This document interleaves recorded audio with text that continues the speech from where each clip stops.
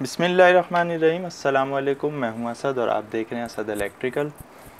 आज हम डिस्कस करेंगे कि डीजल जेनसेट में जो हंटिंग होती है उसके पीछे क्या क्या कॉजेज़ होती हैं या हो सकती हैं। तो हमने 7 जो है वो नोट डाउन किए हैं यहाँ पे, जो कि पॉसिबल कॉजेज़ हैं, इसके अलावा भी हो सकती हैं। तो सबसे पहले ये देखना होता है कि जो हमारा इंजन जेनसेट जो हंटिंग कर रहा है, हंटिंग की डेफिनेशन क्या है। हंटिंग की डेफिनेशन ये है कि स्पीड में वेरिएशन आना बहुत तेज़ी के साथ। यानी एक तो होता है कि वेरिएशन स्लो स्लो जो है वो अप डाउन हो रही है स्पीड, लेकिन एक होता है बहुत तेज़ी के साथ हो रही है, जिससे हमारा पूरा जो जनरेटर है वो उसके बिहेवियर से हमें पता चल रहा होता है कि इसमें हंटिंग हो रही है। वो जो है हिल रहा होता है पूरा, और उसकी जो साउंड है वो भी चेंज हो रहा होता है, उसकी जो फ्रिक्वेंसी है वो अचानक से ऊपर नीचे हो रही होती है। तो इसको हम कहते हैं जनरेटर का या इंजन का हंटिंग करना। इसके पीछे क्या क्या कॉजेज़ हो सकती हैं, क्योंकि हम डीजल जेनसेट की बात कर रहे हैं। अगर ये विदाउट लोड है हंटिंग, तो सबसे पहले तो हमें फ्यूल सिस्टम को क्लियर करना होता है। तो फ्यूल सिस्टम में ब्लॉकेज या रिस्ट्रिक्शन की वजह से भी होता है।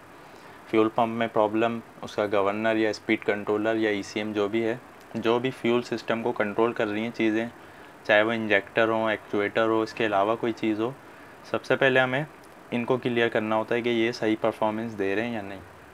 तो फ्यूल की ब्लॉकेज और रिस्ट्रिक्शन कब आ सकती है? जब उसके फ्यूल फिल्टर चौक हो, उसकी फ्यूल लाइंस में जो है वो कचरा हो, रिस्ट्रिक्शन हो, या सिस्टम में एयर आ रही हो। तो इसके अलावा भी और कोई रीज़न हो सकती है। तो फ्यूल सिस्टम हमें क्लियर करना होता है। तो ये तो विदाउट लोड हमें सबसे पहले देखना होगा। अब अगर लोड पर हंटिंग हो रही है और फ्यूल सिस्टम भी हमारा सही है सारा, तो एयर रिस्ट्रिक्शन भी होती है बाज़ दफ़ा। एयर रिस्ट्रिक्शन का मतलब है जो हमारे टर्बो चार्जर्स के ज़रिए एयर फिल्टर्स के ज़रिए इंजन में एयर आ रही है, उसके बाद वो टर्बो में जाती है। तो एयर फिल्टर अगर चौक होंगे तो एयर की रिस्ट्रिक्शन होगी। और दूसरी रीज़न इसकी होती है कि एयर शट ऑफ वाल्व भी होते हैं हमारे कुछ इंजन्स में। तो अगर एयर शट ऑफ वाल्व बंद हो जाए, तब भी जो है वो एयर रिस्ट्रिक्शन की वजह से भी हमारा जेनसेट जो है वो हंटिंग करेगा। या बाज़ दफ़ा उसमें भी स्टार्ट नहीं होता है, लेकिन स्टार्ट होने के बाद जब लोड पे लिया जाता है उसको, तो वो हंटिंग शुरू कर देता है और बहुत ज़्यादा स्मोक मारता है। तो उसके पीछे एक रीज़न ये भी हो सकती है। तो उसके बाद फ्यूल के बाद हमें एयर सिस्टम को क्लियर करना होगा।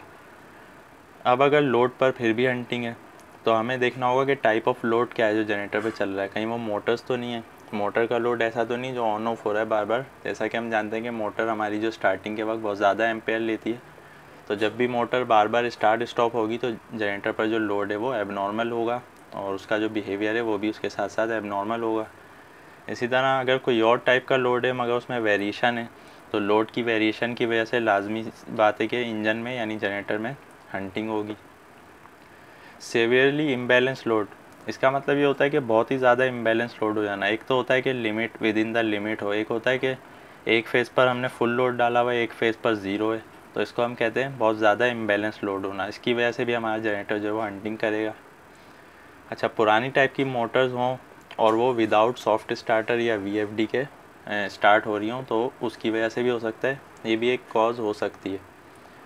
आखिर में जनरेटर साइड पर अगर हम देखें, ये सारी तो हमारे इंजन से रिलेटेड है या लोड से रिलेटेड है। आखिर में अल्टरनेटर की साइड पर अगर हमें देखना हो, तो एवीआर की माल फंक्शनिंग की वजह से भी ऐसा हो सकता है। क्योंकि एवीआर जब माल फंक्शनिंग करेगा तो वोल्टेज में फ्लक्चुएशन आएगी, और वोल्टेज की फ्लक्चुएशन से हमारे लोड में भी हंटिंग होगी, यानी कि फ्लक्चुएशन होगी। तो वो डिस्टर्ब करेगा पूरे सिस्टम को। तो ये पॉसिबल कॉजेज़ हो सकती हैं, इसके अलावा भी हो सकती हैं। जब भी आपका डीजल जनरेटर हंटिंग कर रहा हो, तो आप इन सब चीज़ों को स्टेप बाय स्टेप चेक कर सकते हैं। फिर भी आपका कोई क्वेश्चन या कोई कन्फ्यूज़न हो तो आप कमेंट में पूछ सकते हैं। वीडियो पसंद आने की सूरत में लाइक करें। आज के लिए इतना ही। नेक्स्ट वीडियो तक के लिए इजाज़त दीजिए। अल्लाह हाफिज़।